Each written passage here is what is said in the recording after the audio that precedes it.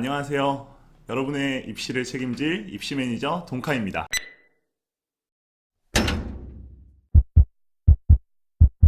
오늘은 2020학년도 연세대학교 수시 전형 계획에 대해서 살펴볼 건데요. 함께 보시죠. 처음으로 설명드릴 거는 종합 전형 중에서도 면접형이라고 불리는 그런 전형이거든요.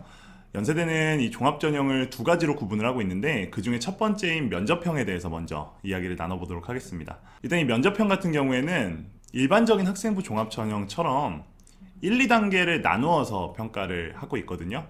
근데 이 면접형이 다른 일반적인 종합 전형과 다른 점은 무엇이냐면 바로 교과 성적을 따로 퍼센트로 구분해서 본다는 점이에요.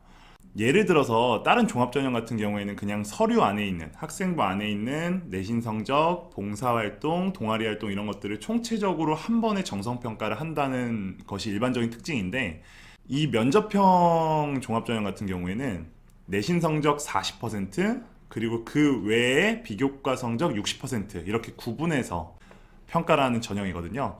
여러분들이 만약 연세대학교 종합전형을 면접형으로 지원하실 생각이 있으시다면 내신 성적에 훨씬 더 신경을 많이 쓰셔야 된다고 조언을 드리고 싶고, 내신 성적 같은 경우에는 작년 기준으로는 50%를 차지했었는데 올해는 반영 비율이 10% 낮아졌어요. 그래서 내신 성적 40, 그 외의 성적 60%로 1단계에서 총 3배수의 지원자를 선발을 해서 2단계로 올려보냅니다. 2단계로 올려보내고 나면 면접형이란 이름에 어울리게 면접 비율을 60%로 설정하고 그 외에 1단계 성적 40%를 반영해서 최종 합격자를 선발하는데요.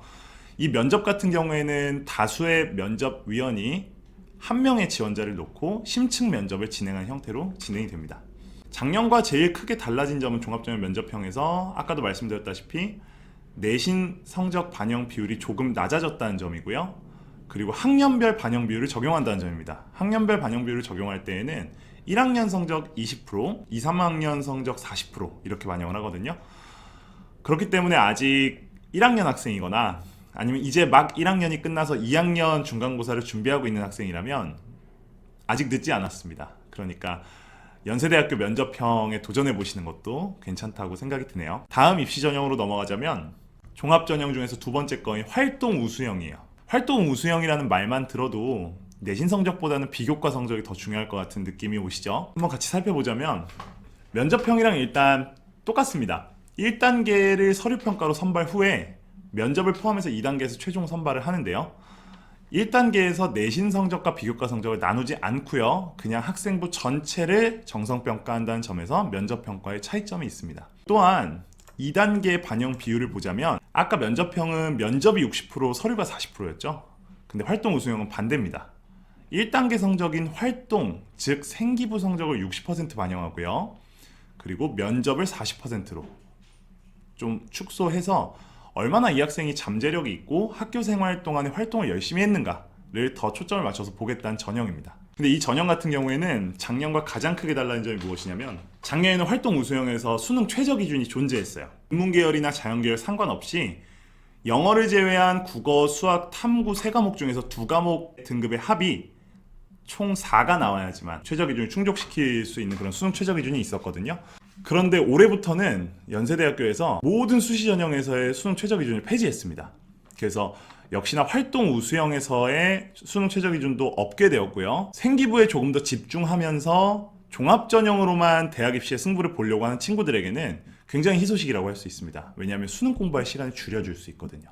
연세대가 목표인 학생이라면 2020학년도에는 수능 최저 기준이 반영되지 않은 상태로 학생부만으로 승부를 할 수 있는 입시가 될 것으로 예상이 됩니다. 활동 우수형 같은 경우에는 작년과 모집 인원 635명으로 동일합니다. 그런데 갑자기 왜 최저 기준이 없어졌냐? 그거는 다음 설명드릴 전형이랑 관련이 있거든요. 다음으로 설명드릴 전형은 논술 전형인데 이 연세대학교 논술 전형은 원래는 최저 기준 충족 지원자를 대상으로 논술 평가 결과 순으로 합격자를 발표하는 그런 논술 전형이었는데요. 작년에는 이 논술 전형에서 635명을 뽑았었어요. 근데 올해는 논술 전형에서 607명만 선발을 하게 되었습니다. 논술 전형을 축소하려는 움직임이 보여지는 것이고, 논술 전형을 축소한다는 것은 그 인원만큼 정시에다가 투자할 가능성이 굉장히 높아지거든요. 올해 논술 전형은 논술고사 100%로 가려질 예정이고, 수능 최저 기준은 따로 존재하지 않게 될 겁니다. 연세대학교가 굉장히 수능 최저 기준이 높기로 유명했었죠. 작년 같은 경우에는 논술 전형에서 최저 기준이 4개 영역 합 7등급, 그게 인문 계열이었고요. 4개 영역 합 8등급 이내에 들어와야지 수능 최저 기준을 충족하는 게 이과 계열, 자연 계열이었어요. 올해는 그런 것들이 전부 폐지가 되면서 수능에 대해서 부담을 느끼고 있는 지원자들에게는 굉장히 희소식이고, 수능 공부를 하면서 같이 논술을 준비하려는 지원자들에게는 조금 더 합격 난이도가 어려워질 걸로 예상이 됩니다. 연세대학교에서 왜 올해 수시 전형에 대해서 모든 최저 기준을 폐지했느냐? 의도는 제가 생각하기에는 이래요. 정시 인원을 앞으로 점차 확대해서 교육부가 권고한 대로 30%를 언젠간 맞출 거거든요. 2021학년도나 2022학년도에.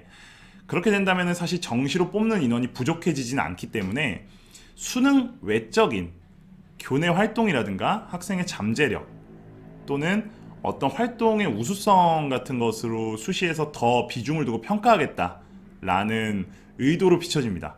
그래서 작년까지는 활동 우수형에서도 논술 전형에서도 최저 기준이 있었는데 올해부터는 파격적으로 2개 전형 모두에서 최저 기준을 없앴다고 보여집니다. 오늘은 연세대학교에 대해 설명드렸었고요. 다음에는 다른 목표 대학 입시 전형을 들고 다시 찾아오겠습니다.